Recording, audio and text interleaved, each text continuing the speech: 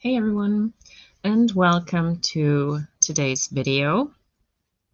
And yeah, today is going to be about Sailor Moon because a while ago there was this hashtag going around of choosing tarot decks according to zodiac signs. And I thought, I would like to look at my decks and their planetary energies in that sense. And so the first ever contact that I've really had with astrology and learning about it, starting to memorize stuff, was actually through Sailor Moon. Because for those of you who don't know, each of these characters in Sailor Moon, all of the Sailor Scouts, have been designed according to the Western astrology. And each of these represents a specific zodiac sign and matching the planets that they are the scouts of. So, for example, Sailor Moon represents Cancer, Salem Mars represents Aries, Salem Mercury, she represents Virgo. She can also represent Gemini, but I think she was born under Virgo, and so on. And so that was my first introduction into astrology as a young teenager. And so I want to look at each of these Sailor Scouts and see what kind of decks would match their energy. And so I have, for visualization, I have these playing cards here. And so just to show you this really quick, this was something that I got, I believe, in maybe 95 or 96, somewhere around that time, in a Sailor Moon comic. This was I bought this specifically for that. And so what this is, it has descriptions of all of the Sailor Scouts in here and about their strengths and weaknesses, tells you about the sign that they were born under and their actual birthdays, their name, what they want to be when they grow up. And so, yeah, with these kind of things, that's how I was learning about astrology first, how I got to know the differences between the planets. The only thing that I didn't know at the time was that, unfortunately, Pluto and, where is she? Saturn have been switched in the meanings. Why that is, I don't know. So, in the story, Sailor Pluto is actually the keeper of time, and she is the warrior of death, when in reality that should be the other way around. But yeah, that's something that can be adjusted. But yeah, other than that, they're all in here. And even Tuxedo Mask. So yeah. And going off of that, I actually found a few decks that match the characters. So let's start with the obvious one. So this is Bunny. She is, well, I'm going to use the names that are used in the German version and probably also the kind of original Japanese version, but definitely in the German. So her nickname is Bunny. I know that in America she's called Serena. Why? Makes no sense. I don't know. But yeah, this is Sailor Moon. And she is associated with Cancer. She represents the moon. So she stands for good memory in general. Not when it comes to school, though. A gentle firmness. She's family-oriented, empathic. She has a huge imagination. She's very romantic, shy, and she wants to be loved. And what she does better than any of the friends on her team, she understands people's deepest desires, and that's how she gets through to them. So let's just put these here to the side. And the decks that I associate with her are, of course, the first one is the obvious, my Sailor Moon Tarot, the very first deck I ever had. I got this in 1999. Does it say? Yeah, it even says the number on here, 1999. And it came with a little keyword card And then, yeah, it has these, it's a majors only deck, and you can see that it was part of a magazine, like they were all stuck together, so I had to pull them apart. And these cards, even though they look very innocent and childlike and cartoon comic book style, but this one actually goes really deep, and that's kind of what Sailor Moon or Bunny does as well. She looks very childlike on the outside, but she does have those moments when she hits deep in the heart of the matter, and that's when she gets through to people and she finds exactly what's going on with them and their motivation, why they are doing certain things. And she even manages to get people on her side that weren't originally her allies. And yeah, this deck kind of has that energy for me. But I also have a second deck that I kind of put with her, and that is the Psychic Tarot. It's the purple one. And this one I also thought would be quite fitting because it is a very gentle yet very to the point kind of deck. And also, this one doesn't have the court cards, and I find that kind of goes with Bunny's personality, because court cards is something that even I myself have struggled with for quite a while, and to have a deck that doesn't have any court cards, that makes it a little bit easier. So I use this as an oracle deck, not as a tarot deck. But yeah, it kind of goes with her personality to leave the court cards out, but still have something to work with and get to the bottom of issues. And yeah, that's this deck for me. Okay. Now, next is her boyfriend, future husband, Mamoru Chiba. And he, in a previous life, was Prince Endymion. So he was the guardian of Earth, and she was the guardian of the moon. And they had this kind of Romeo and Juliet story. And in this life, he is Tuxedo Mask. So he was born under the sign of Leo, but in order to make the moon-Earth kind of connection, and since no one can live on the sun, they made him the protector of Earth. So his energy is Earth, Sun, kind of in that ballpark. Let's see. So the deck that I associate with him, because he has a heart of gold, he's playful, caring, lively, charming, generous. He loves being in control as well, and loves being in charge, and he's kind of a show-off sometimes.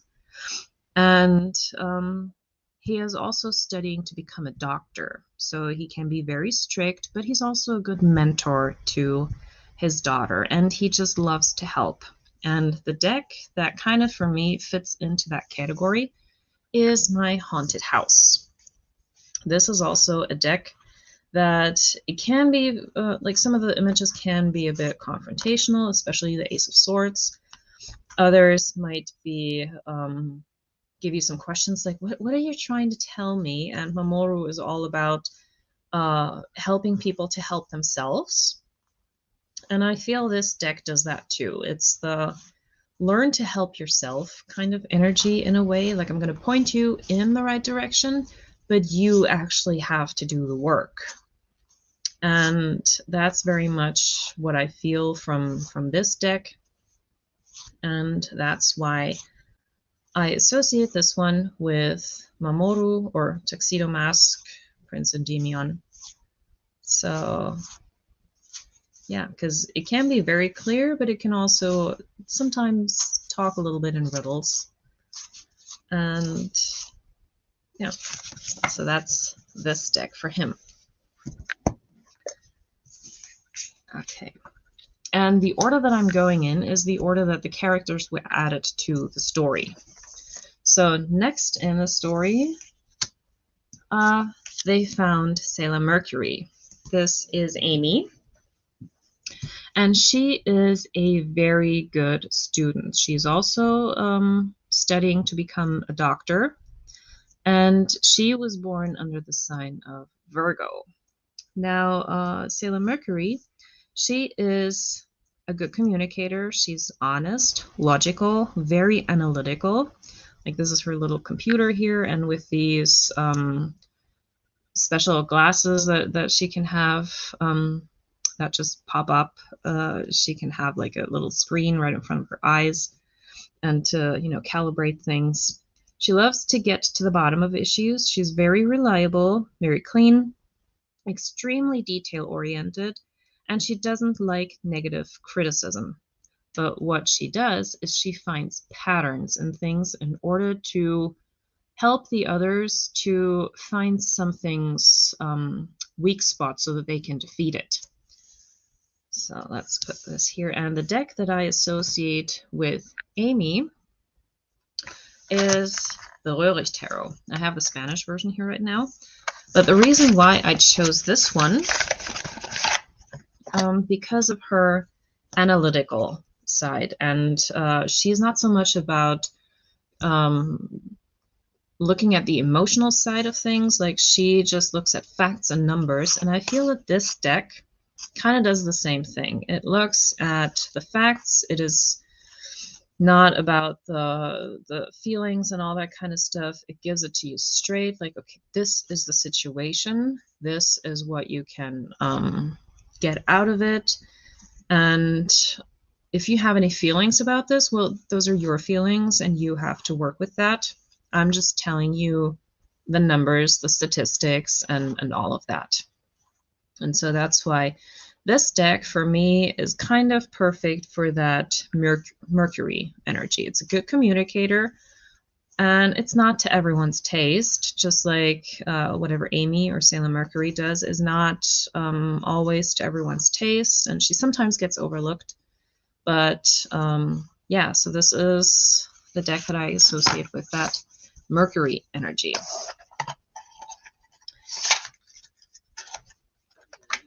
Now, the next person that joined the team was Röhrig, and she is Salem Mars. And she is, well, her future goal is to become the high priestess of the temple of her family. She already works at the temple, so she is very spiritual and very fierce. Like, she has both of those things.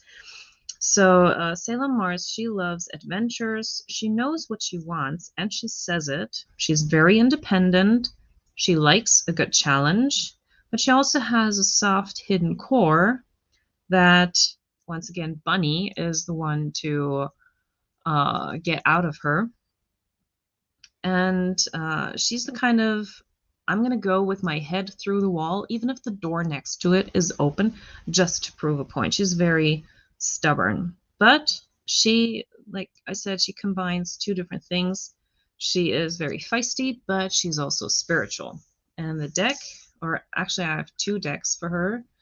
For the feisty one, I got the Housewives Tarot, because this is also a oh snap in your face kind of deck. And that very much to me has like a Mars kind of feeling for me. It can get very heated, but it can also be soft depending on what it is that you do in order to work with this deck. You know, it can go both ways. It has these cute little images, but it can also be like, yeah, this is what it is, deal with it. I don't care if you don't like it. So that's the one deck that I associate with her. And the other one is the Prism Tarot.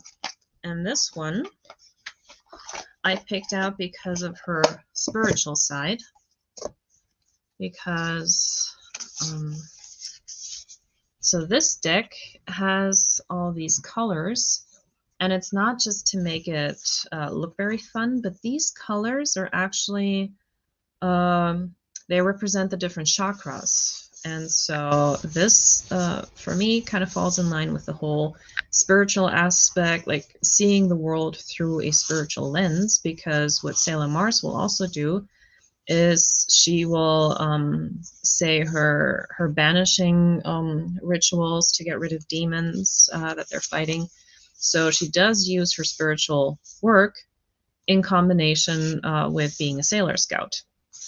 And so that's why this deck very much falls into that category for that. Okay, let me just put this away really quick.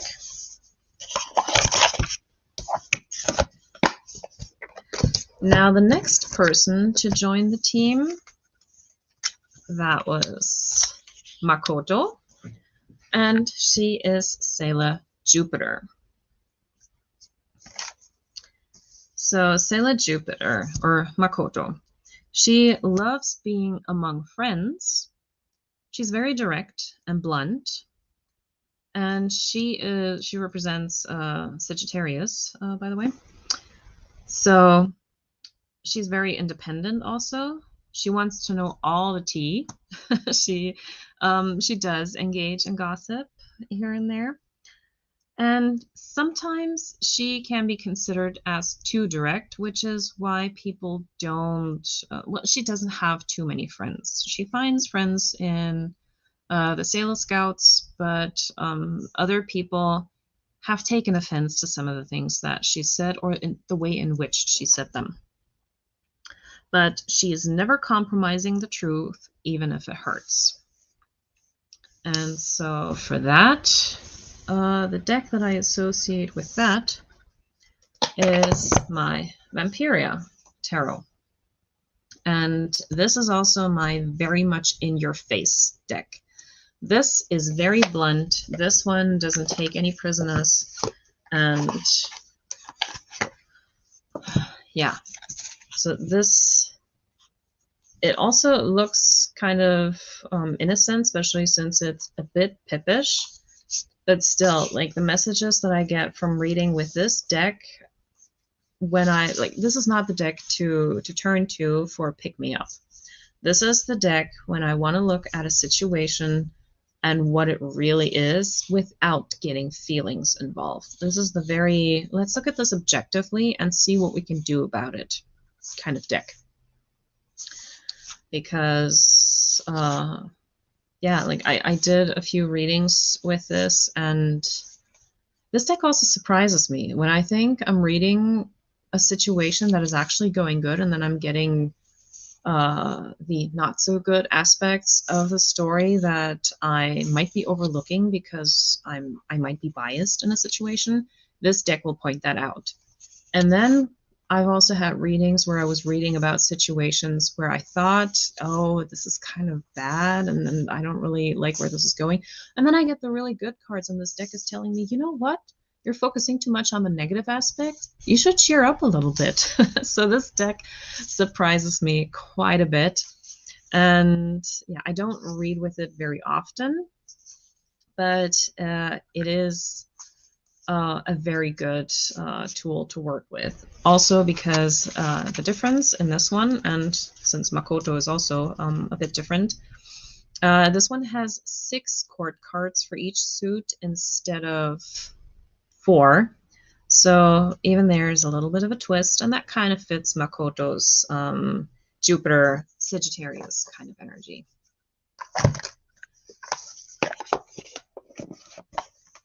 All right. So the next person to join the team, that is Minako. She is Sailor Venus, or in the beginning she was also Sailor V. And she represents Taurus and Libra, but she was born under, oh my god, which one is she? Let me look. Let me look. What is Venus? She's a Libra. Her birthday is October 22nd. So, and Sailor Venus, she is very flirty, but she's emotionally balanced for the most part. She's very artistic. She loves justice and beauty. She's also very stubborn, and she doesn't like to be pushed to extremes. So in her playful nature, she can also be very responsible. And she wants to be a star when she grows up. She wants to be what we nowadays call an influencer. So, and I have 2 decks for her, also because she represents 2 different planetary energies. And the decks that I have for her, one of them is the Mystical Manga. This one is in line with her playful yet responsible energy. So this deck, it looks very cute and like perfect for teenagers, for example. But this deck does give really good readings, and it can have those grown-up moments, even though it may not look like it.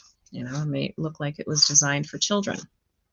But I do get good readings, and they're not like childish or anything. They're pretty grown-up, normal readings, and so that's why I chose this deck as one of the decks for Salem Venus. And the second one is the Tinseltown Tarot. This one is all about Hollywood. This one is brand new. It just came out, and I just added this one to my collection. And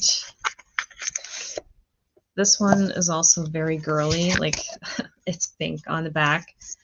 And yeah, so this one is the I want to be a star part of Salem Venus, you know, with Hollywood and everything. So that's why this deck fits that perfectly. And I love this deck because the wands are actually lipsticks, for example. And yeah, as you can see, this is very Hollywood themed all throughout. And this is just perfect for someone who wants to work in show business like she does. Okay.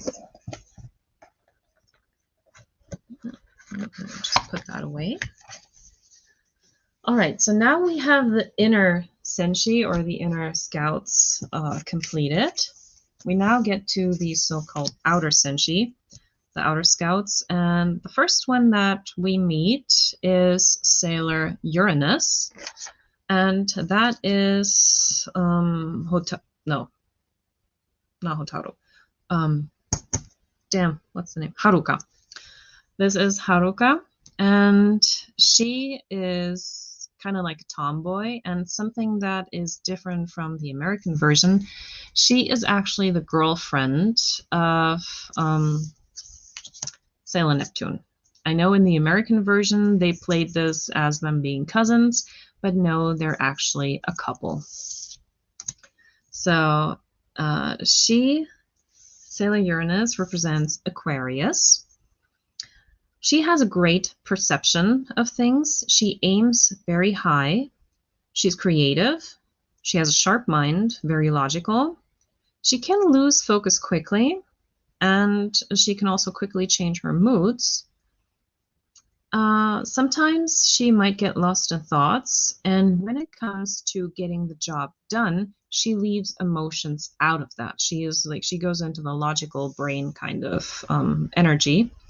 And so the deck that I associate with her is the Hermetic Tarot, because this is also my logical, sharp-minded kind of deck to go into analyzing what's going on in a situation. And this is not the deck that I would use for love readings, for example. So this one, with all the occult symbolism and everything, this is what I turn to when I need a logical answer for things, when I want to analyze something and do that from a more grown-up perspective in a way. So that was my thought when I picked this deck for the Aquarius Uranus energy. Also because sometimes for her, the situation is very black and white. So this is very fitting. Like, there is no middle way. It's either or for her. And it is actually Salem Moon that is teaching her, because Salem Moon is also their princess, and so she is one of the guardians to the princess. Salem Moon is the one teaching her that there are colors in between. Like, even it's not just black and white, there's also gray. There's always a gray area, and she learns that from Sailor Moon. So that's why I think this deck matches Uranus in more than one perspective.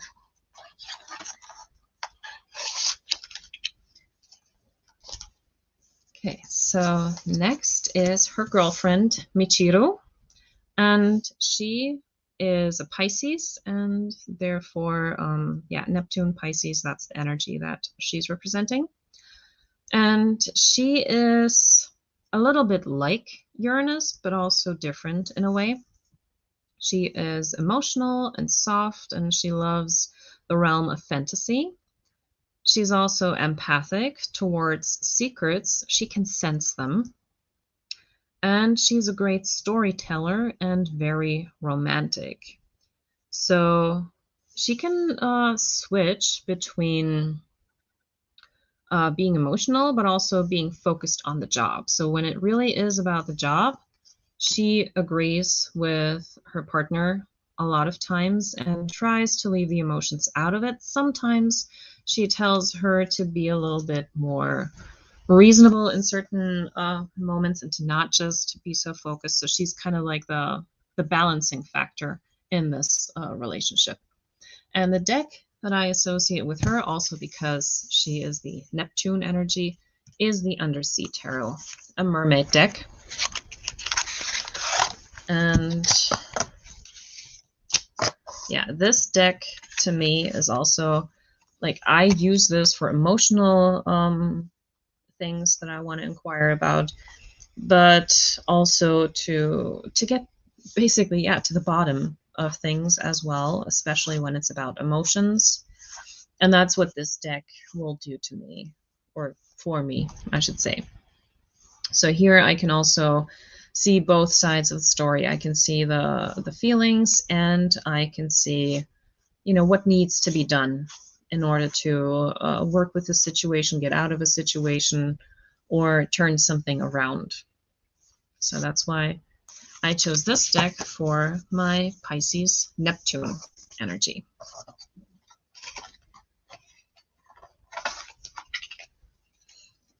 Okay, so next, well, actually, we meet this one first. This is Setsuna, or Setsuna, depending on how you pronounce it. I don't speak Japanese, so in German we know her as Setsuna. And she, what was the camera buffering? Okay. And she is the third kind of part of the outer senshi for the longest time. And since she is Pluto, she is the first guardian into our galaxy. So she is the first line of defense, and if anyone tries to come into our galaxy, she would be the first warning system. And in the story, it is that the outer senshi, they stay on each of their planets, which is why they're also a bit cold and maybe bitter, not too much into the whole emotional thing, because they are alone on their planets.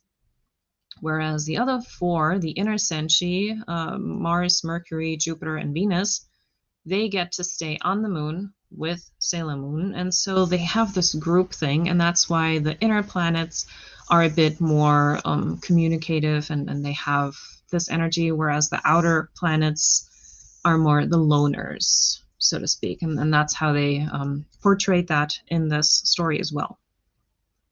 So, but like I said, these two have been switched, so she's actually the keeper of time, which normally Pluto would not be. But for her personality, she knows what's up. She's very strong-willed. She's a good detective. And she does have secrets herself. She defends her loved ones fiercely.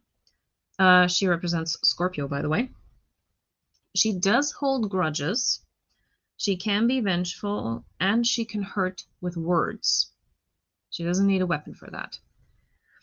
And she always knows more than she says. And so the deck that I associate with her is my Atlantis Tarot, because this is the deck that I use if I want to look into someone's personality.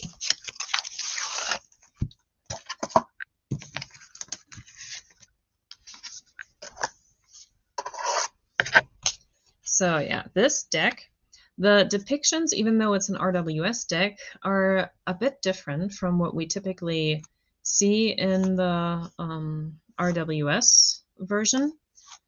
And that's why with this deck, I read the pictures first, more like an oracle deck in a way, and keep the original positions of the cards in mind. But for the most part, I look at the clues that I'm getting in this, because this is my detective deck. And yeah, if I want to see who someone is, if what they say with words matches their character and how they really think about something, if I can trust them. So that's pretty much her energy and what she tries to find out. And that's what I use this deck for. This is my, yeah, detective, like no bullshit kind of deck. So here you can see one depiction of why this is different. This is the 5 of Cups, but there's not really any walking away from here. Like, this is a big orgy.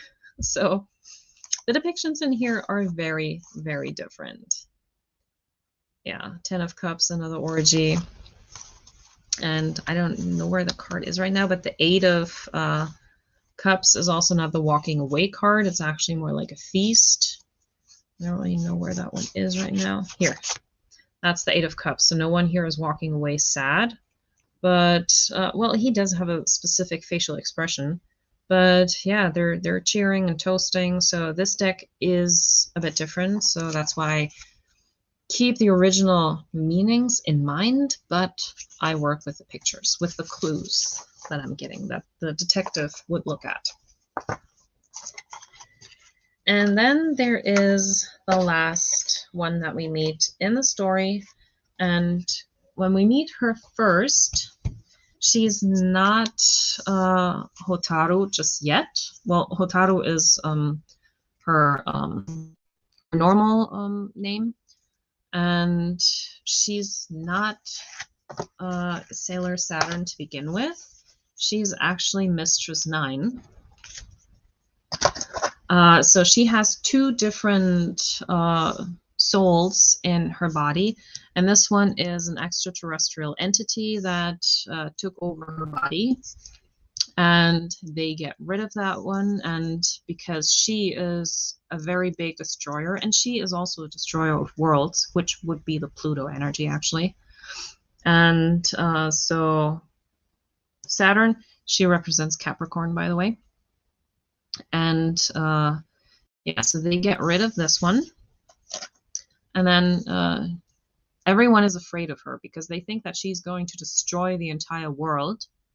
But because of Salem Moon, once again, and because of the way that she has to get through to people, she doesn't destroy the world. She actually goes up against all of the followers of Mistress 9. And she defeats the Pharaoh, is the leader of that gang. And she is then reborn as a baby, and she starts again, and then she awakens as Sailor Saturn again. So Sailor Saturn, she's very young in that. She's almost as young as Chibiusa, which is the daughter of Bunny and Mamoru, or Sailor Moon and Tuxedo Mask. So yeah, she's not yet a teenager, and she gets what she wants, especially when she is still Mistress 9. She loves home. She's very dependable. She's reliable. She says what she means. She has a bit of an ego. especially with this. And sometimes she goes too much into hermit mode because she lives a very secluded life. Her father is a professor at an elite school that Uranus and Neptune actually go to. And I believe Pluto, she works there as well in one of the labs. So they all are kind of undercover in there. And so she has a playful and a dark side. And the deck that I associate with her is my Ludy Lescot. So this one is also a little bit playful, but it also has very much a dark side to it. And it does give really good readings. It can actually take feelings into consideration. It's not a complete jackass in that sense.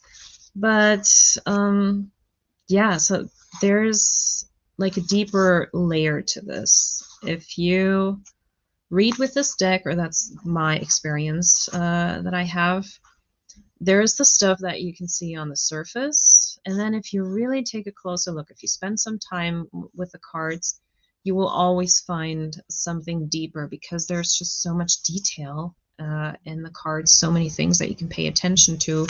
For example, here there is the treasure chest, but then there's also a key here. There's another little box with a lock. Wait, there. Camera. So there's another little box that's locked. There is something like, I don't really know what that is. It could be one of those stamping pads that you use to dry stuff off. There's a scroll. We have the scales here and weapons in the background. So there's just so much to work with. And something that I really love about this card, the Seven of Swords, it has the traditional Seven of Swords here in the window, the stained glass window. So yeah, and it also goes into the Golden Dawn tradition with the dolphins here, for example, which represent the male and female energy. And so there's so much that this deck offers besides just pretty pictures. It actually does feature some occult symbols because the creator of this deck is the same artist that also did the Initiatory Golden Dawn tarot deck by Lo Scarabeo. Because when Ludy Lescot wanted to make her deck, she couldn't produce artwork like this, and so she asked Lo Scarabeo for help, and they put the same creator who did the Initiatory Golden Dawn tarot previously on the job, and she was so happy with that, and that's why these two decks have the same kind of art style. And yeah, that's why I love working with this, because I do love the Initiatory Golden Dawn. Okay, so that's all of my decks that I have for the Sailor Scouts. So once again, these are the outer Senshi, and then we have the inner Senshi, and of course, whoops, Sailor Moon, holding them all together. So yeah, these are the decks that I associate with the planetary energies of these characters. So if you sort your decks not necessarily by zodiac signs, but if you also have decks that you use for certain planetary energies, please let me know in the description, or maybe if you want to do a VR to this, I would love to see that or hear about it. And if you've made it this far, thank you for hanging out with me, and I'll see you in the next video. Bye.